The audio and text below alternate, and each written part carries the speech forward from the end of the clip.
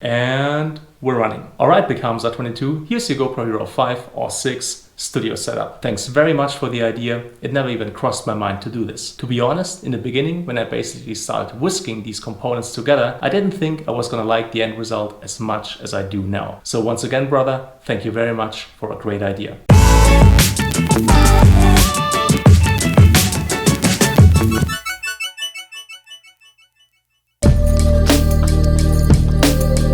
Now every studio setup needs a light source. For this one, I've chosen this Tubenoob YN128 smartphone ring light. It has 128 LEDs, 64 warm white, 64 cool white that you can control separately. This right here is where the GoPro sits. On the bottom, you have a standard 1/4 inch mount. Now the ring light doesn't have a built-in battery, so you're gonna have to continuously supply it with power via this micro USB port. And we're gonna use a power bank like this one with a flat surface preferably, because installation is easier if the surface is flat, a USB output, and about 5,200 milliamperes of battery power. We're gonna use two pieces of 3M dual lock to apply the power bank to the ring light. Take the cover off, place the first piece on the back of the power bank, right there, apply some firm pressure, apply the second piece right on top of the first one. Once again, take the cover off and now apply it to the back of the ring light right in the middle so it's level with the base of the ring light and these two connectors are close to each other. Then we're going to use this double right angle charging cable, standard USB-A to standard micro USB. The USB-A end plugs into the power bank and the USB-C end plugs into the ring light. And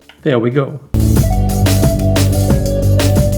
Now close to every studio setup benefits from the use of a field monitor. In my case, I chose the NDCine 4K. Two reasons make it the perfect fit. Number one is form factor. This is only a 5.7 inch display. Number two is quality. You're getting a full HD IPS panel, which will give you a great image. On the back is the battery plate for a Sony NP-F970 battery, which is one of the best batteries for studio use because it gives you lots and lots of constant power. So this goes right here. All we need is a thread extender going from a 1/4 inch male to a 3/8 of an inch female, and this thread reducer going from a 3/8 of an inch male to a 1/4 inch female. Screw these two together, then screw both of them into the 1/4 inch mount on the bottom of the tilt arm. Now as a centerpiece, I chose my GoPro Hero 5/6 budget vlogging setup. So this is basically a Hero 5 or a Hero 6 inside a fitting cage. The audio adapter being applied to the front by a 3M dual lock. This is the Saramonic SRX-M1 mini shotgun mic, a fitting adapter cable, and I wrapped both the end of the adapter cable and the end of the mic in a couple of layers of tape, so it makes for a perfect fit with this cable tie that attaches to this thumb screw right here that replaced the original screw that came with the cage. Again, I used 3M dual lock to make it happen. If you want to know how to exactly build this, check out the video that I've linked up here. So this is already the perfect centerpiece for this setup because it has such a small form factor but still gets you external directional audio. We just have to customize it a little bit to use it with this setup. Take the microphone off, remove this thumb screw completely. What we need is to move the microphone a little this way, just like that, and now apply it to the back of the audio adapter. And this is how it needs to look. We're going to use a C bracket like this one, but only the bottom part. Now pay close attention to how this is done. First, we're going to remove both the screws. Now we're going to flip it, remove this rubber piece, put it on this way. Then we're going to put the first screw back in. And as far as the other thumb screw goes, for some reason it doesn't work with my other parts. Might just be me, but if you're running into the same problem, do as I do and replace this one with a thumb screw from SmallRig. And this is how this needs to look like. This is the Coolio Hada E2 ball head. Quite simply the strongest and overall best budget ball head I have ever seen. Comes with a 3/8 of an inch mount on the bottom, but using the included thread reducer, we're going to make it into a 1/4 inch mount. And then apply the ball head to this end of the bottom of the C bracket.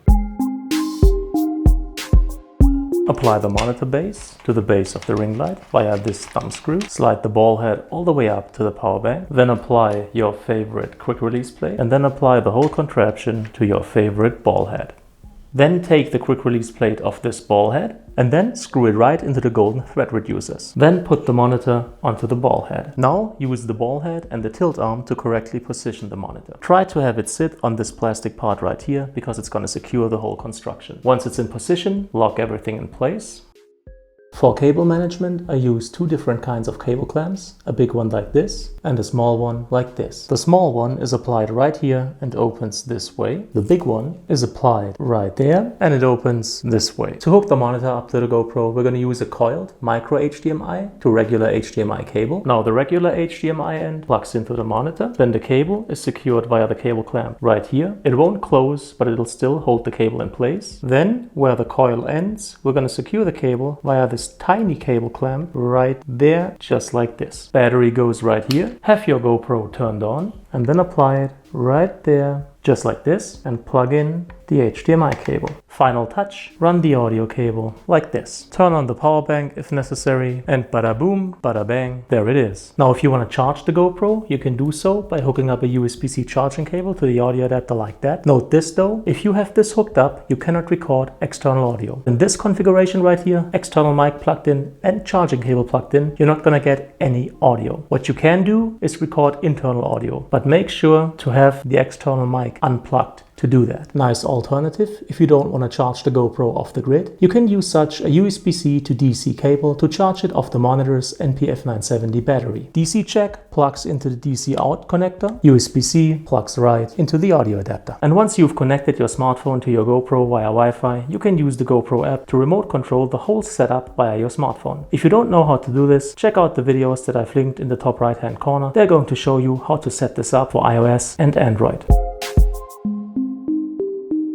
Now here's what works and what doesn't in terms of field of view. What you're looking at right now is 4K Super View without digital stabilization, so without any kind of digital crop. And as you can see right here, unfortunately, the audio adapter shows up on screen. In the other corners, that's actually the UV filter that technically you could take off the GoPro cage, but even if you do, the main problem remains, and that is that the audio adapter is still visible. So this is what you're getting shooting 4K using a wide field of view. In this mode, you're not gonna have any problems with anything showing up on screen that shouldn't. Now as far as the power of the ring light goes, it actually has a decent output, but of course it's a rather small ring light to begin with. In a situation where there's already enough light, it's not gonna do much damage. Pay attention to my face as I'm going to turn it on.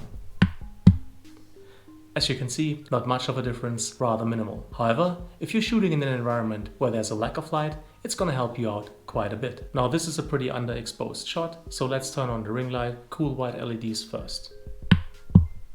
And as you can see, this time, big difference and a much nicer shot already. Once again, underexposed shot. Now let's check out the warm white LEDs. Totally different feel, but once again a much better image. And now going from underexposed to both warm white and cool white LEDs firing.